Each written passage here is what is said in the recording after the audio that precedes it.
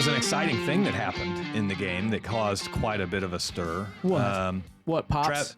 Travis Kelce. Travis Kelce got pulled out of the game for a play to rest, right? Oh, yeah. And on the play that he was out, a fumble occurred. Noah Gray missed a block.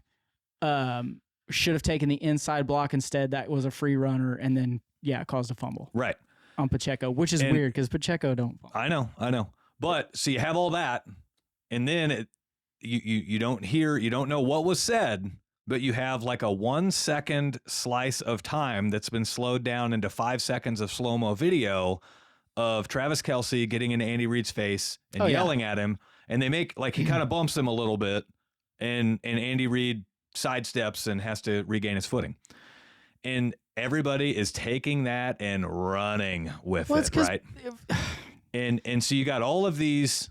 Trying to bite my tongue a little bit. Go ahead. You got all of these people that already don't like Travis Kelce. And these are the same people. They don't like Travis Kelce for one reason or another. For one, maybe they just aren't Chiefs fans. For two, maybe it's because they don't like Taylor Swift and they connect Travis Kelce to Taylor Swift. And it's just, transient property of reality. If I don't like them, I don't like them. I don't like anybody associated to them, right? Maybe they don't like Kelce because he, is endorsed by Pfizer for the vaccine stuff. Maybe they don't like Kelce because he drinks Bud Light. Like, I don't know why they don't like him, but they already didn't like him. And then they'll make some post like, I've lost all respect for Travis Kelce. If he's going to treat an old man this way, like, this is assault. Like, he should be fined and all this stuff. And it's like, listen, you never had respect for Travis Kelce, and you've never competed at sports at a high level. You don't know what it takes to win. You don't know the level of passion and the level of commitment and the level of fire that you have to light under all of your team, including the coach, to win. Yes. I'm going to try to choose my words carefully. People, me included, we don't know what it takes to be at that level. Right. Right? Like we don't.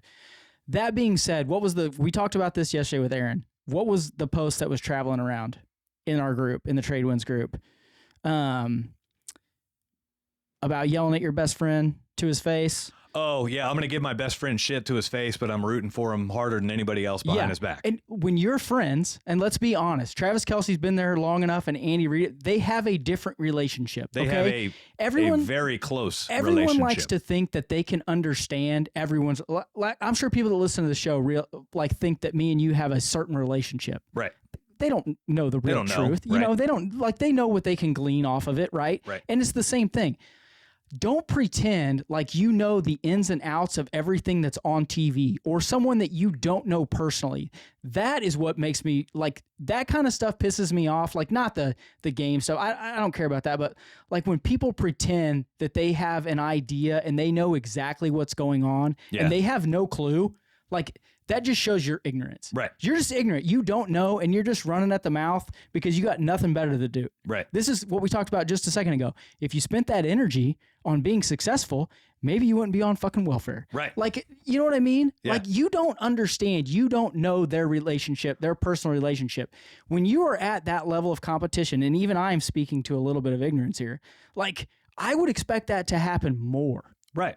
Like, well, it absolutely happens on every team that plays at that high level. Yeah, you just, like, when you are, like, I don't want to speak to veterans because I'm not one, but I know a lot of them. Mm-hmm. I know that they have passionate, fiery yelling matches and discussions. Yeah. And they're on the battlefield. That happens. Yeah. I'm not going to pretend for 1 second I know what that's actually like. Right. It's almost the same thing. Yeah. Like, it's not that it's apples to apples, but it's, you don't know what you're talking about, so shut the fuck up. Yeah, it's when you take a group of people that are trained to do an objective and you put them in a pass-fail scenario in direct physical combat against your opponent, you will have emotions running high, you'll have emotions running over, and everything. Yeah. And a lot of these people that are bitching about this, they can't even handle a flat fucking tire on the side of the road without losing their cool. Yeah.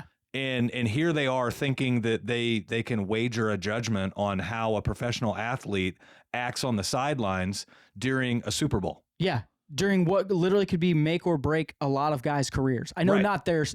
Those two's they're set not theirs, stone. right. But I saw this post. I think it was yesterday, but someone put on there like, for all of you that are making fun of Travis or don't agree with it or whatever, I've seen you yell at your kid's soccer game, your little leagues games, and lose your mind over something that literally doesn't matter. Right. Like, I've seen it. Yeah. My daughter plays competitive soccer, like, and I'm pretty vocal on the sidelines, but it's usually just like I'm encouraging the girls, like, hey, stuff like that. But then you'll see these dads that are just like, I mean, they're losing their minds. Yeah. Like they're yelling at the ref. I'm like, I went to a guy one time, was like, dude, you know that ref's like 10, right? Yeah. Well, he wasn't 10. He's probably 15. Like, dude, they're kids. Yep. Relax. Shoot, Danielle's got kicked out of the Little League fields. Well, that doesn't surprise me. She's bat crap crazy. Yeah, this wasn't for a ref though. This was another parent. That's right. Another parent was getting onto the ref too hard, and Danielle went to go shut the other parent up, and they got into a shouting match and started F-bombing each other. And then the person who broke up the argument was actually like the Little League commissioner. and so, like, she got to watch the rest of the game from the other side of the fence. But just like to put a little bit of a bow on that, we'll move on. But like, people get fiery. They are, those two men are grown adults. Yeah. They know each other.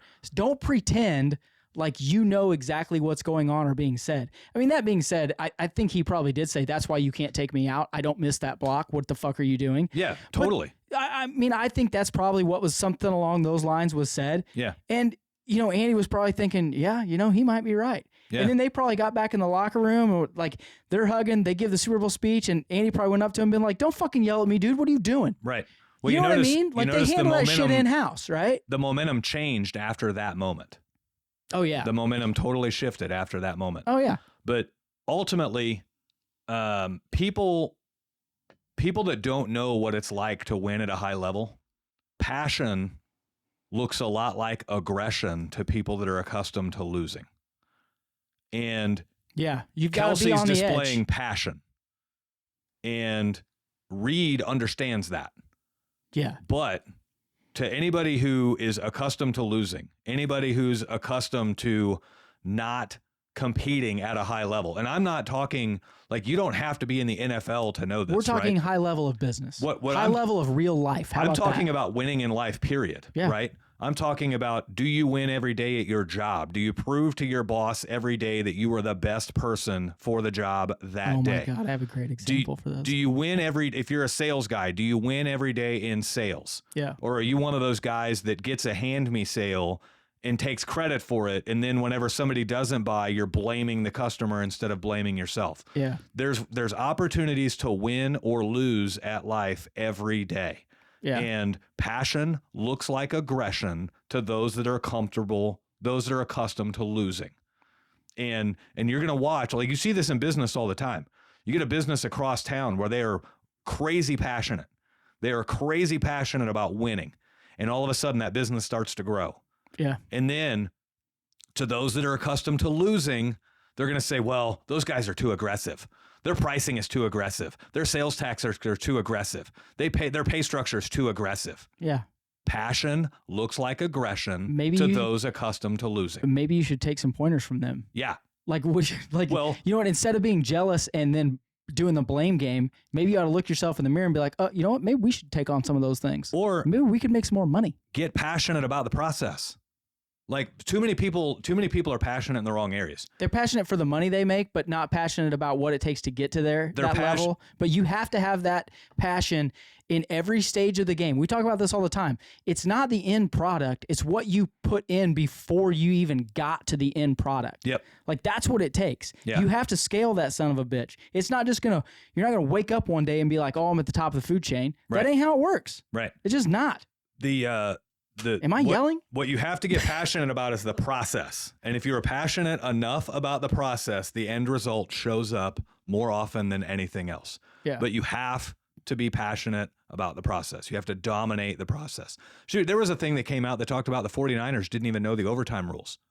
I know. And it's like the Chiefs were talking like, yeah, we were briefed on that at the beginning of the season and preseason because of the rule change. Yeah. We were also briefed on it every day leading up to the Super Bowl. They had it every week for every playoff, they went over that in their meetings. If we win and we get the ball, we're doing this. If they get the ball, we're going to go down, and if we get a touchdown, we're going to go for 2. Right. They knew. They knew already before the game ever even happened. They knew the overtime scenarios, if we get the ball, if we don't get the ball, and everything else. In other words, they were passionate about the process. Yeah. And if they follow the process hard enough, they see the result, right? Yeah.